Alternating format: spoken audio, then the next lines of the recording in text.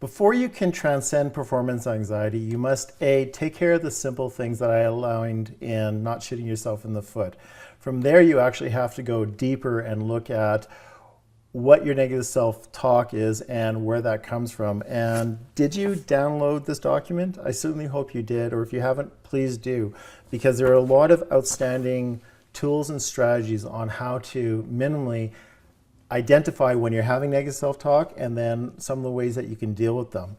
And it's a really good document, and I hope you downloaded it. And once you've dealt with those two aspects, you are now ready to start transcending performance anxiety. And it starts with having the right mental attitude or mindset. And the right mindset involves seeing or viewing the making of video content as an opportunity to develop new skills, to use those skills in ways which you might not have considered before, but more importantly, to help others. And there's more on this coming up towards the end of this video. Said differently, to be able to transcend performance anxiety is about having a right attitude, and the right attitude sets your altitude. It's how you rise above stuff. That's what transcending anything is about, is rising above it. And the things that get in the way of having the correct mindset or attitude are pessimism and fear about embarrassing yourself, or not being present and in the here and now. And this is about your passion and authenticity and your core message, which we talked about in the first mechanism. Also, many people get stuck around making videos, and being stuck is really about stopping themselves and making excuses for why they're not moving forward or showing up. Now, you recall one of my favorite quotes is by Woody Allen, and that is 80% of success is showing up. And if you're not making videos, then you're not showing up. And if you've set a timeline where you decide that you're going to shoot a video every 3 days or once a week or every 2 weeks, and weeks have gone by and you haven't shot videos, well, you have to really stop and look at what is the reason for that. And are you giving some excuses why you can't, that the time's not right, or you can't seem to get it, or people get in the way? And if you're not honest about why you're not doing videos, you're probably mired in your negative self-talk, and that's why this content will help you a lot. So something else that I see that gets in people's way is that they actually take themselves too seriously, and they can't laugh at themselves. They don't recognize their humanity or their fallibility in shooting videos. And if people are really serious and they can't make mistakes, well, guess what? That's negative self-talk rearing its ugly head. And the other thing I see that goes on is that people are often annoyed with how long it takes to produce video content. And my question for you on this is, what's your yardstick when it comes to how long it should take? Because you really have to remember that it's a process and you're learning new skills and abilities. And if you're not clear on that, then you have this belief system that your videos should be taking less long. And what doesn't help people in that aspect is they're comparing themselves to videos that they've seen, and they're looking at an end result, and they're seeing people who have videos, and they're going, well, that looks easily and effortless to that person, it should be that for me. And then they are annoyed because they're not making the content. And this is, again, negative self-talk, that you are not as good as that person, and it gets in your way, and you're not transcending your performance anxiety. You're mired in your own bullshit, and you're navel gazing. There's no other way to say it.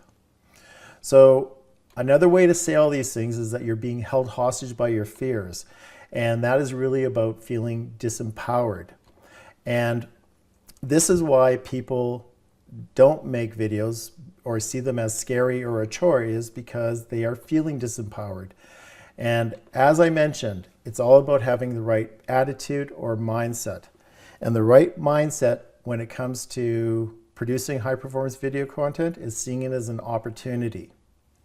An opportunity to learn, grow personally and professionally, test yourself, step out of your limitations or limiting beliefs about yourself. Be creative, which is really a lot of fun once you get past a lot of this stuff, your ability to be creative. But more specifically, it's about knowing that your message is important to get out to the world, and that you will help people live better lives. This is at the core of transcending performance anxiety, that you have something to say and that you are going to help people's lives, that you are in service, that you are going to help people get to a different level. Now, as far as I'm concerned, if you make videos that are kind of fun and light, that's as important as personal transformation videos. They're all important, because if people are watching your videos and they feel relief and they feel better about themselves for even a minute, you have done a service to the world and you've done service to those people, and that's as important as anything else. So what I really encourage you to do is don't make videos for yourself. Do them so that people can hear your message. This is really important, and I believe you have a message that's worthwhile getting out to the world. I also believe that it's time to stop playing small and to stop believing that you have nothing to offer. That's not true. We all have something to offer. It's whether or not we get in our own way and believe our own bullshit about why we can't move forward. This is really about being called to a higher purpose. Now, did you download the video production questionnaire? Because the first question I asked in this document is, why do you want to make videos? And this is really where your purpose comes in, your higher purpose. And I'm going to now talk about what my true highest purpose is when I coach people, specifically men, and also the video content I make. And as I mentioned, it all started 4 years ago with my videos, where I took on a 72-day challenge, and the bulk of those 72-day videos was about personal development for men. Now, if the truth be told, my highest purpose for creating content is not actually for the men who watch it, but their children. Of course, I want to help men out of their suffering and self-imposed pain, but this was a secondary goal. My primary goal when coaching men is to break the chain of emotional absentee fathers so that their children will have their dads emotionally connected to them. This is the same reason why I coach men on how to get girlfriends, which is to teach them how to emotionally connect with women. If men can emotionally connect to the women that they're with, then they'll be able to emotionally connect to their children. So my actual clients are children, and this is my highest calling. This is my meaning and purpose as a life coach, and why I create so many of the videos I do. Now, this doesn't mean that I don't work with women. I do. In fact, I have as many women clients as I have male clients. And if you go to my website, Freedom Seeker Coaching, you'll see that most of my video testimonies are from women. There's a lot of written testimonies that are for men, but women are the ones that actually seek me out and whatnot. And I work with both. And my purpose for working with women is really no different than my purpose for working with men. And that is them being more emotionally connected to themselves.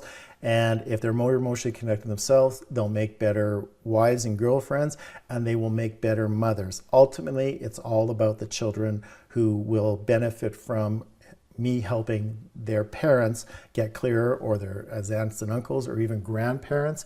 It doesn't matter. My highest meaning and purpose is about the children who I ultimately serve, and breaking the cycle of absentee fathers and mothers to a certain extent, because mothers can be absent as much as men can. And this is what I really encourage you to look at and understand. And when you know what your purpose is and who you truly serve, making video content is much easier, because you're rising above your own limitations and knowing that you have something to say and it's worthwhile getting your message out to the world. And it's really easier. It's a spiral up, because you are seeing that what you have to say is important. It's great. It's dreadfully important, dreadfully important. It's very important to get it out there and know that you offer value to people through your content. Okay, so I'm now going to wrap up this entire mechanism with looking at the cost-benefit analysis of transcending performance anxiety, and that's coming up next. And thanks so much for watching this video.